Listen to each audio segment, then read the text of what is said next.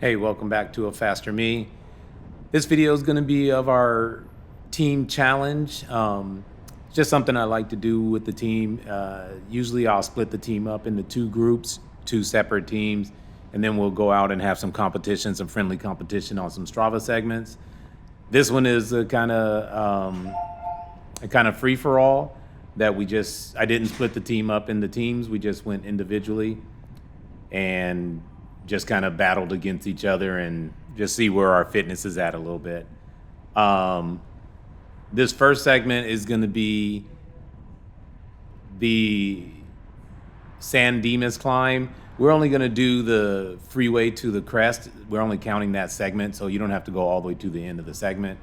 So basically, as we pass underneath the freeway here, the segment starts. And yeah, then it's just all out competition. This is our first climb, so we're kind of cold a little bit. We just started. We have been riding for a little bit, had a little decent warm up, and we got a pretty good competitive group out here today. Got a couple people missing, but we also added Jack and Dustin, who are not on our team, but we do a lot of rides with them sometimes and just get some good training in. So basically the segment starts right here under this freeway. Not everybody's familiar with the segment, so not everyone knows how hard to go. I definitely need a shorter segment to try to compete at it or be a little bit more competitive. We're in the off season, so this is just training for us. We have mainly myself and some of the people I coach, my wife included. We're more structured and we do more structured training in the off season. And then this one team ride that we do, it's usually structured, but it's not structured as far as a workout. It's more of selective. But this is where we get a lot of our VO2 and kind of punchier or harder efforts in until it gets closer to the season. But we like to do at least one ride a week or one ride every couple weeks just to keep the VO2 kind of sharp. So all of these segments that we're going to contest today, they're all going to be, I believe, less than 5 minutes. This segment here, I don't know. I think my fastest is like just under 4 minutes or something on this segment. Maybe 4 minutes or just under. But I think it averages about 5%. And not sure exactly how long it is. At the end of the segment, I'll put up a little podium, whoever the top three were and their times. So Jack started off really hard, as you saw at the beginning. He kind of realized, like, hey, I can't hold that pace for this entire time. These guys are gapping me big time. I have pretty much the lowest watts per kilo here. So anytime we're doing like pretty hard climbs, I'm going to start fading a little bit. I need the effort to be a lot shorter.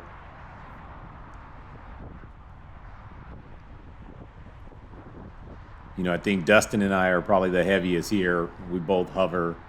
I'm probably, I think I was like 185 on this day. Dustin's roughly around the same as I am. Everybody else is like under 170 pounds. And that's not an excuse. That's just what it is. So to be competitive, we just have to do higher watts.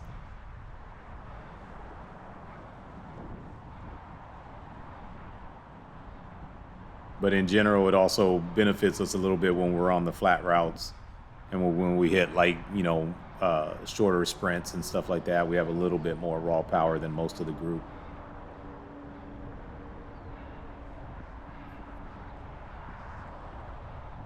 So I'm getting gapped off pretty good here. Heart rate's getting a little high.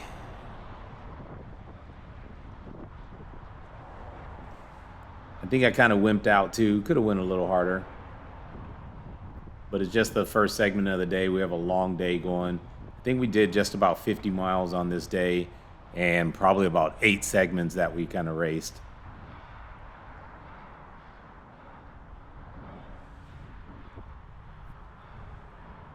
So you can see the power is dropping off a lot here. That's Audrey in front of me that I'm kind of creeping back up. She did a good job too of just holding me off. She, looked back a couple times and just kept her pace steady. Like I said, I think I kind of wimped out. We're just about done, and yeah, I just kind of blow up.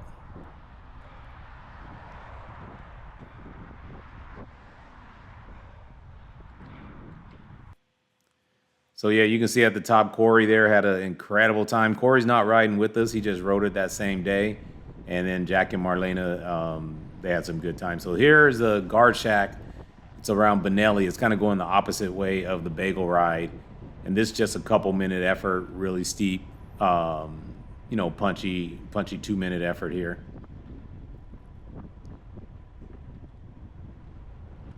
And you can tell, like, Marlena did really well on that first segment, and this is not too long after that first segment. So, not a lot of time for the legs to recover. You get a couple minutes. I mean, don't get me wrong, it's enough time in general, like if you're in shape. But, just when you're racing steep, punchy segments, sometimes you go a little too deep on the segment before and your legs don't recover well enough. So she's going to kind of blow up here.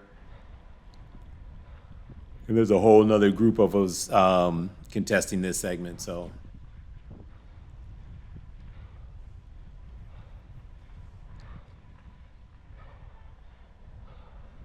yeah, I end up being maybe 15 seconds off my PR or so. I don't know, 10, 15 seconds off my PR here. So I had a pretty good run at it.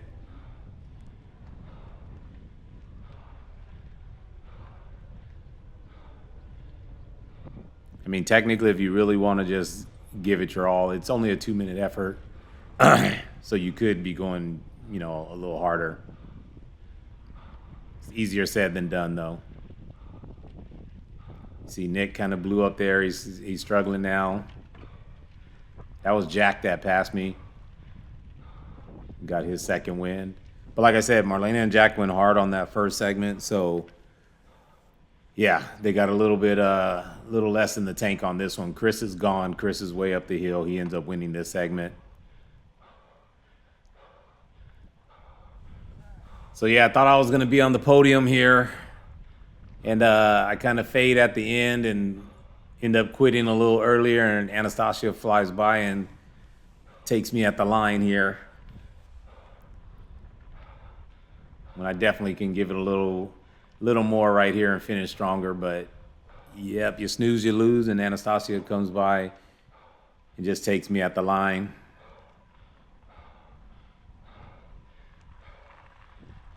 And there she goes. So just knocked me off the podium. I think it was Chris, Jack, Anastasia, then myself.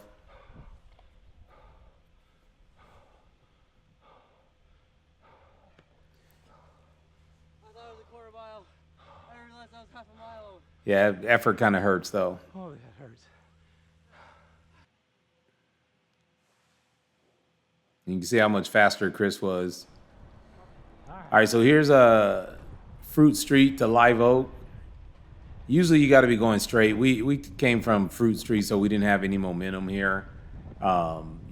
Typically, if you'd be going straight on baseline, you get your momentum up and can hit this segment with a little speed. We kind of started it from a stop. And basically, I just do these kind of things just to keep it fresh for the team, keep a little fun and, have a little friendly competition going and stuff. Group rides and stuff naturally have friendly competition, but usually there's so many people and they're so kind of routine that you kind of fall in and you don't always contest them. So at least it's a little more intentional here, and it just changes up, the staleness of working out and riding your bike every day. As much as we love it, it does get kind of stale. And here, I didn't want to be on the front, and I let these girls go by. I thought we have a decent-sized group, so I thought people were going to come by, and they actually didn't. So I ended up pushing my own win for this first part. Thought I was being strategic. It ended up just being stupid, letting them get off the front. I should have jumped on. Marlena's really riding well right now, and she's pushing the pace out there. Got Marlena, Anastasia, and Audrey up front. So Chris comes by, a couple of the guys come by, and I'm hurting already. Just being a little lazy. I don't really want to give the effort.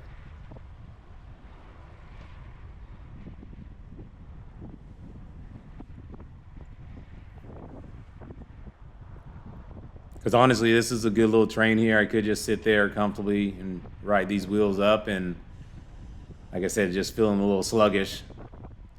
Have been squatting a lot lately too, though. So hamstrings, all that kind of stuff get knotted up. But obviously it pays off in the long run.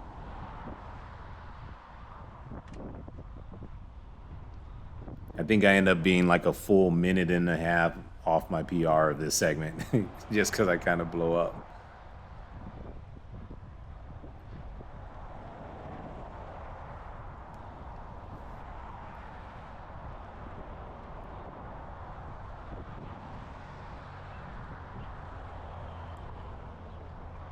Yeah, this segment's pretty fun.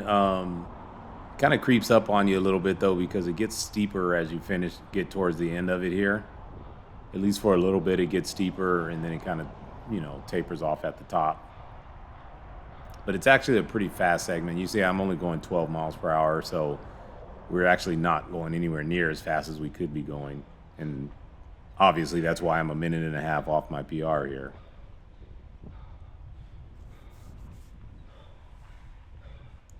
I think, I'm not sure, but I think Chris ends up winning this segment as well.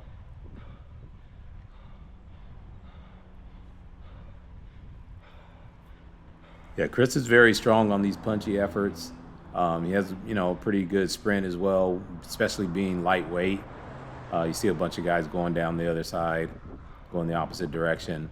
But yeah, Chris is pretty powerful on these punchy kind of climbs. Especially all the punchy sprints. He has like 1,400 watt sprint, and can hold like 1,100 watts for a while. So yeah, he has good 10-second power.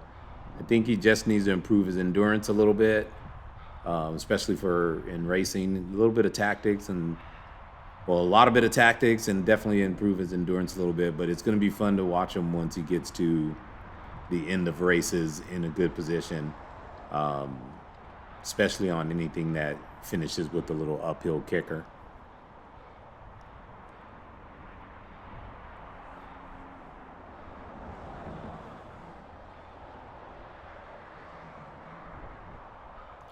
So yeah, I'm pretty much washed now. This is the end of the segment.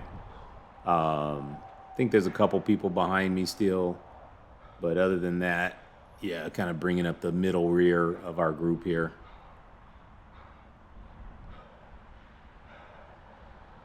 And this segment ends right here at the light.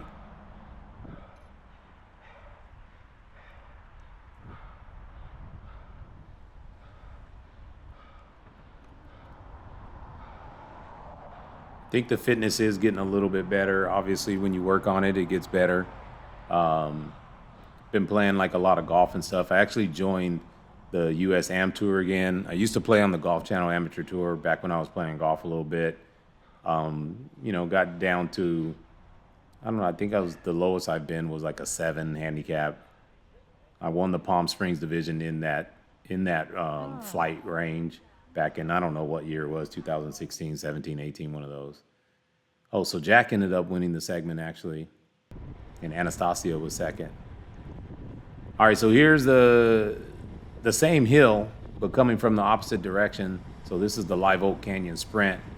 And Jack, Dustin, myself, and Chris, we kind of got a little breakaway here. So Jack's just kind of keeping the speed high for us to hit the segment. Here, the hill. And the rest of the crew is back there chasing us right now. But we hit it with some pretty good speed. Dustin starts to lead out. I'm second. We're going to drop Chris off. Jack just kept the speed up high like during that whole segment for us. So yeah, the segment starts just about here somewhere. And Dustin's just keeping it rolling, keeping the speed high. Then he's going to pull off, and I'm going to launch and launch Chris up the hill.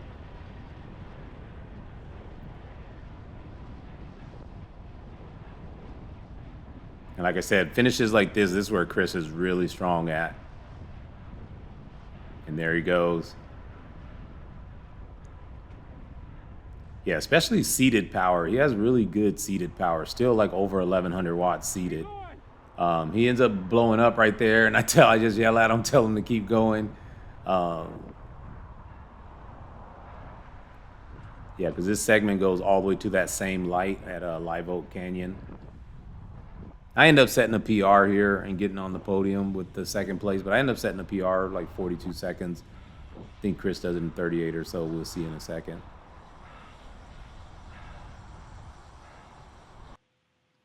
So there it is. I'm finally on the box in our little team competition here with Chris and Jack taking third. All right, here's Amelia. I'm sorry, yeah, up Amelia to the stop sign. So just doing this segment to the stop sign. This is actually a bonus segment. It wasn't one of our official segments, but I knew the segment was here, and we all know it. We do this on Montrose, so I went ahead and kind of attacked this segment, see if I could PR it. Actually, could have went harder. As you can see, I'm only doing 300 watts right here, especially for a short sprint segment. But yeah, I end up PRing it anyway, so I got a good jump. I think I end up averaging, I think it says 37 miles per hour for the segment. You can see I'm well under 37 here, but segment ends here.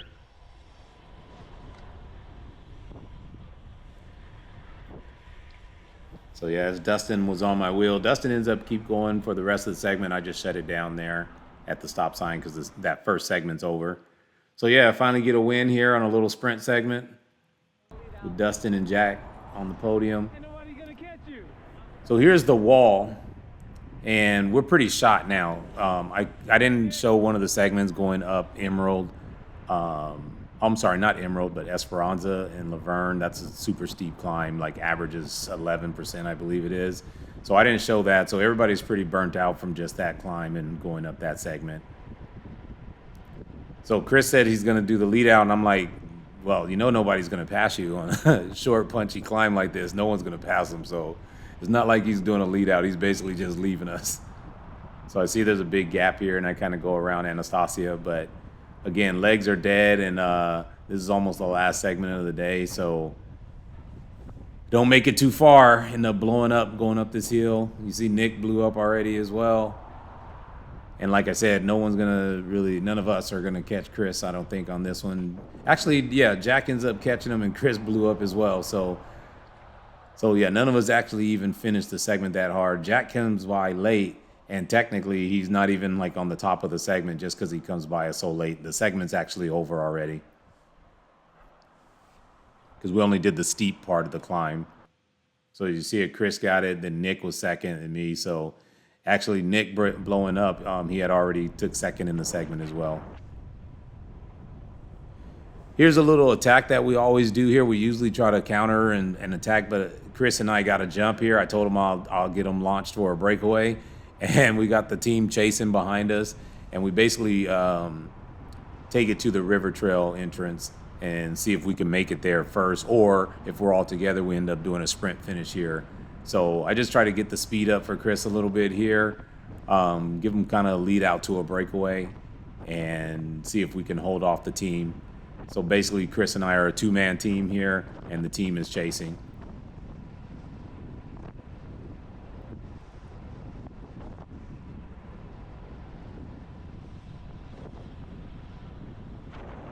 All right, so there he goes on the break, and we got a pretty good jump. We got a pretty good break on everyone. I was actually surprised that no one was closer, that they weren't on us yet. He only has about half a mile to go.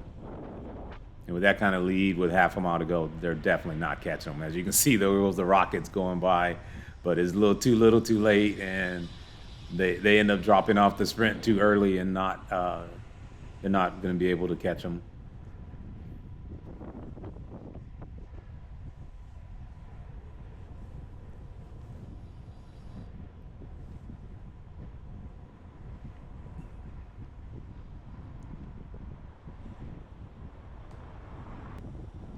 So here's the wall again, but this is from another week. So, and this is just Chris and Joe and I. Again, Chris trying to do the lead out, which again, his lead out's not a lead out for us. Not on the punchy climbs.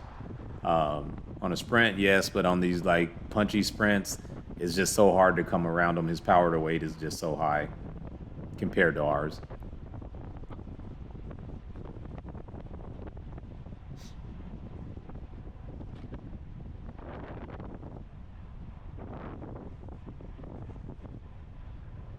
Yeah, so that's Joe in front of me. He's just wearing the PAA kit. And of course, Chris is gone. I end up PR in this segment here. I think I did it in 19 or 20 seconds. I think Chris did it in like 16 seconds.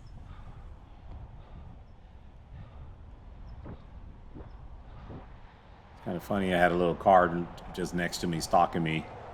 Made me a little uncomfortable, but I was like, all right, I don't know what he wants, so let me get over to the side here. And it just kind of trailed me for a while. But I think it ends up not this driveway, but it ends up turning in the next one.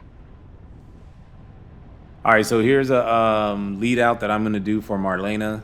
Marlena's going after a QOM here on GMR downhill on this the first kicker.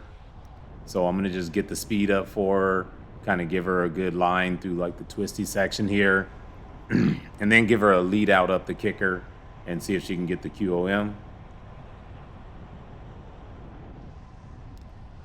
Yeah, we go up GMR a lot and come down just to practice, not only descending, but just sometimes some high-speed cornering and give people like a better understanding of the lines they should take.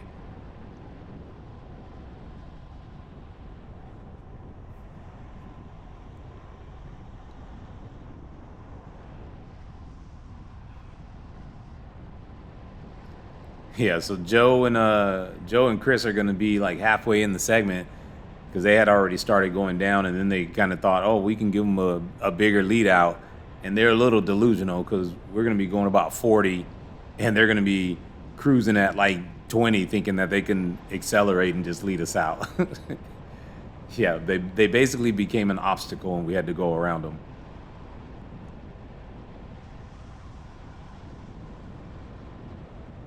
All right, so we got the speed up pretty good, and right after we get through this little hump here, this little downhill in the hump, then the uphill starts, and I'm gonna just lead Marlena out, see if she can get the QOM here.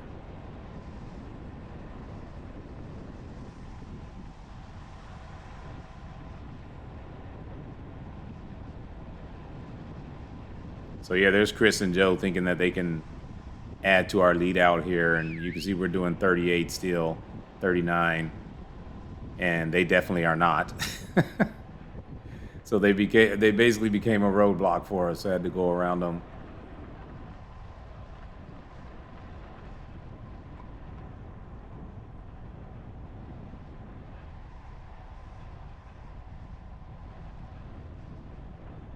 So yeah, just trying to keep the momentum, keep it powerful all the way through here. Keep Marlena's speed high. Let her come around me at the end here.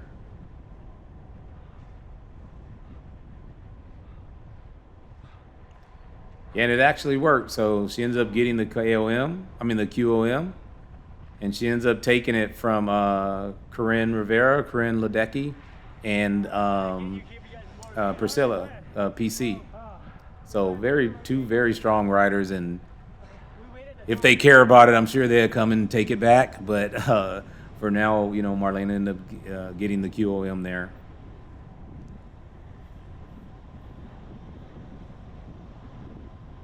She's definitely trying to improve on her downhill abilities and her cornering.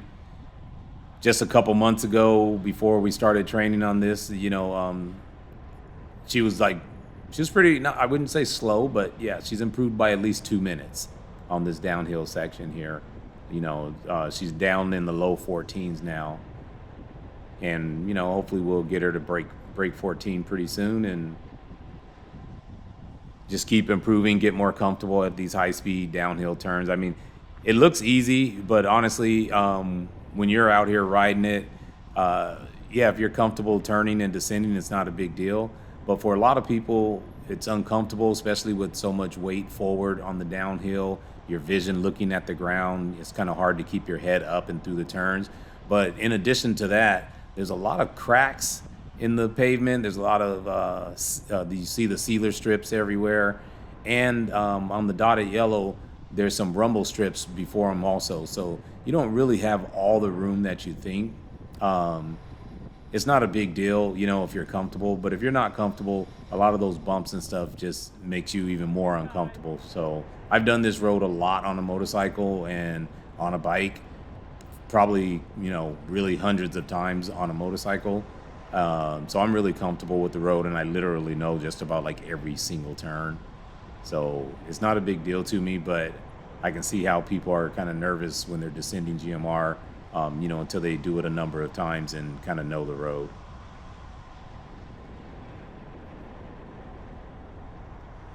So yeah, now the chase is kind of on for me. I got my wife that took off, and she's decent descending as well. She gets a little scary sometimes also, but she has a pretty good lead, in all honesty, and I'm just trying to catch her before we get to the bottom or before she makes it to the gate. And she doesn't make it easy either.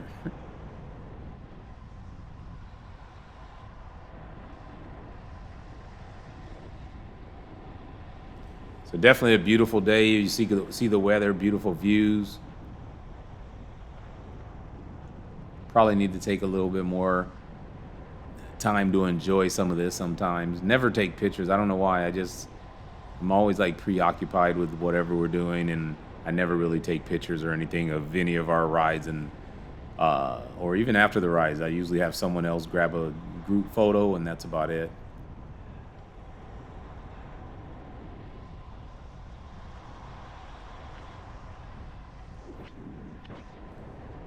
So yeah, I'm just checking behind me to see if Marlena's still attached. If she's attached, I kind of, you know, I'm just conscious of like showing her what lines to take, and I don't take too many like uh, ill-advised lines. I mean, I don't really take ill-advised lines to begin with, but if someone's trying to follow me, I make sure I'm on a line that they can follow. Saw the go fast guys right there go up, uh, you know, going the opposite direction there.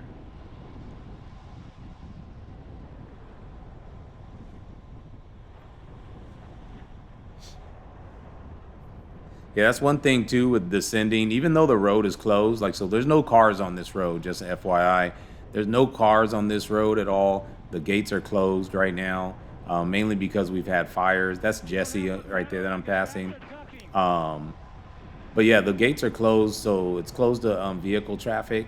But I still have everyone stay on the side of the road, the correct side of the road. Don't cross the double yellow.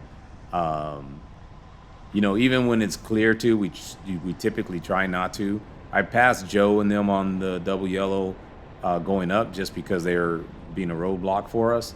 Um, they didn't realize that we were going to be carrying so much speed at that point, so they didn't move over to the side. But for the most part, we just stay on the same side. Even if we're trying to go for PR or anything, we stay on the same side of the road for the most part. Only time I'll go around is if I'm passing someone that I don't know.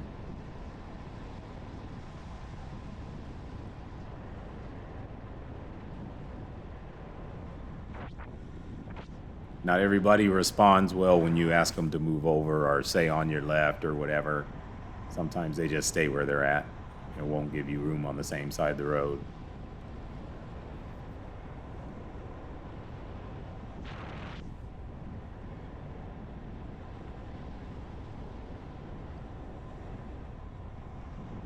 Yeah, I also when I descend on this road, like I never really try to go as fast as I can. If you notice, like I'm typically don't have any watts going.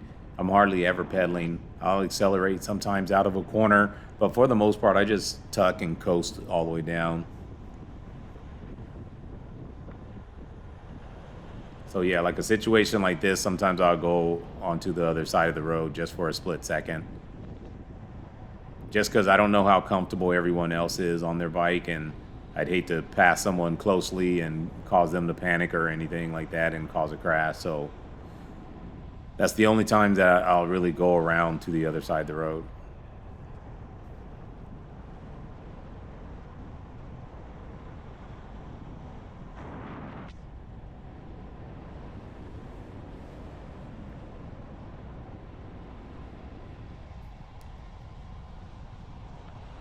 Yeah, I think this is definitely my the most fun I have descending is probably on this road. There's faster descents, but honestly, just like pure speed is not my thing to begin with, and it also increases the danger. Like you come down Mount Baldy, you can definitely go way faster. You can hit 60 coming down Baldy, but it's dangerous. A lot of cars, has a lot of bumps in the road. It's hard to hit your brakes with so many bumps. It's just hard to kind of modulate them consistently or with the proper control. This is a very difficult turn right here too. I mean, I know it looks fun, like a big sweeper, but it's also like decreasing radius a little bit.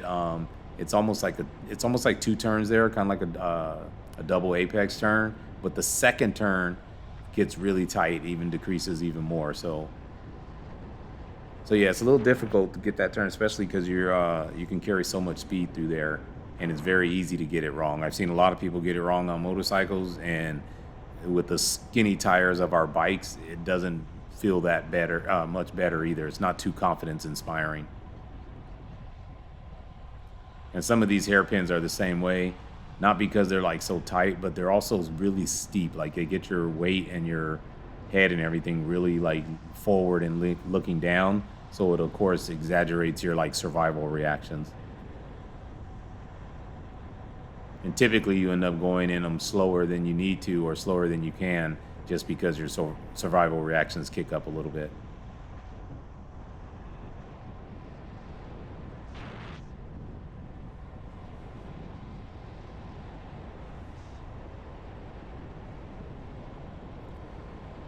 I also love too, like on some of these really fast like turns, the camera doesn't do it justice, but some of these turns are cambered. So you definitely can carry like a lot of speed through them. Kind of like that turn there, it has some camber to it, so you're not really gonna wash out too often. You'd have to have some type of debris or maybe wrong tire pressure or something there.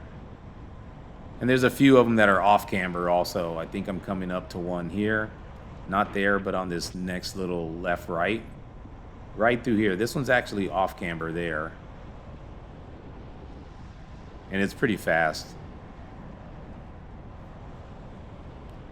And then here's a super tight turn, but it actually has a little camber to it.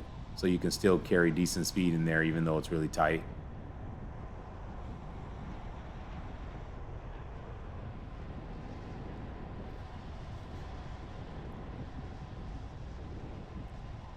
This U-turn here, I'm always a little cautious because it usually has like some dirt in it. It usually gets really dirty here, so I'm always a little careful on some of those. It's always better to have a slower entry and a faster exit than to go in hot and end up making a mistake. For the most part, you only have so much money to spend, and I mean in concentration. Kind of learned that when I was racing motorcycles, kind of from the twist of the wrist with Keith Code. He has a super bike school for training racers on motorcycles. And he uses a analogy of just like $10. Like we all have $10 worth of concentration to spend, and you typically want to spend as little as possible, obviously, so you can account for emergencies. But if you're going into a turn and you're already, spent $8 or whatever, you only have $2 left to deal with anything that's out of the ordinary. So anyway, there's Ellen there, and I finally caught her just before we're getting done. She actually did a really good job of descending. I actually descend decently fast. Nothing to brag about, but just decently fast. So she was actually going pretty fast to be that far out ahead of us, or have it take that long for us to catch her. This turn here has a lot of camber also, so you can come in here pretty hot, even though it's like doesn't look tight, but it actually is. That's actually a really tight turn. It's just kind of like a little S section. You can really carry a lot of speed in there because each one of those turns had some camber to them. And for those that don't know, camber is basically banking. Like the turns are banked.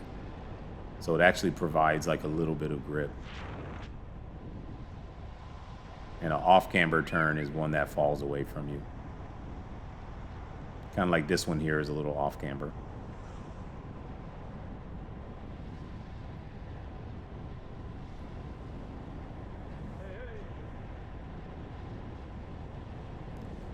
So yeah, well, this is gonna be it. I'm pretty much at the end of this hill. I think I got one more turn to go, and then we're gonna run it down to the gate. But yeah, I just threw this out here. This is just something we do every once in a while. It's kind of like we go contest some segments. We'll send out all the segments to the team ahead of the ride, let them know which segments we're contesting. Sometimes we'll split up into two different teams, and when we do that, like, you know, sometimes the fastest person can win every segment, so you can only use that teammate once, so they can only win one segment. So then it brings a little strategy into it, but they can also lead you out on other segments. So just kind of makes it fun and you know, break up the monotony a little bit of just training all the time. So anyway, thanks for watching, and I'll catch you guys on the next one.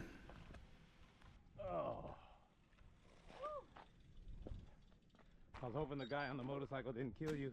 Okay, a bicycle almost killed me. That was an electric motorcycle. No. Early on, someone was, I don't know if they were trying to come across the road and take a break, Yeah. but Oh. I went pretty speedy. Yeah, it was hard.